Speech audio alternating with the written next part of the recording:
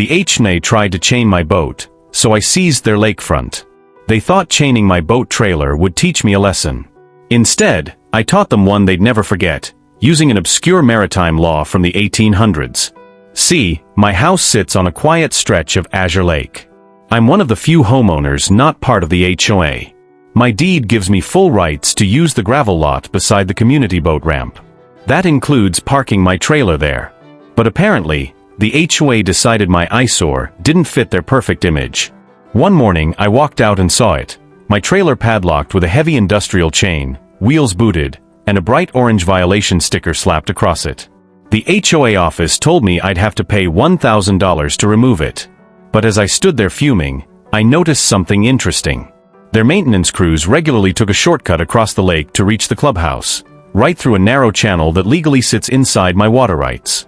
That's when the idea hit me. If they wanted to play dirty, I'd play nautical. I called up a friend who's a maritime lawyer. When I told him what happened, he laughed. They chained your property? Fine, he said. Let's chain theirs, by the book. He introduced me to something called the law of maritime salvage, an ancient principle that says anyone who recovers a vessel in peril has the right to claim ownership or compensation. A week later, during a small storm, one of the HOA's unattended pontoon boats broke loose from its mooring and drifted directly into my section of the lake. Perfect timing. I rescued the boat, towed it to my dock, and filed a salvage claim in Federal Admiralty Court, not just for the boat, but for its appurtenances, meaning all property essential to its function. That included the HOA's dock, their boathouse, and the entire lakefront parcel they launched from.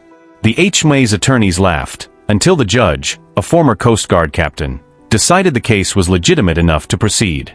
Suddenly, the HOA was staring down the possibility of losing their entire lakefront over a drifting pontoon boat. Within weeks, they came crawling to me, begging for a settlement. I didn't want money. I wanted freedom. They would remove the chains, drop every fine, pave my parking patch, build me a covered carport, and most importantly, they'd sign a permanent agreement never to interfere with my deed rights again. They agreed on the spot. They thought they could anchor me down. But they forgot one thing. I know the tides. If you love stories where justice sails smoothly, like and subscribe.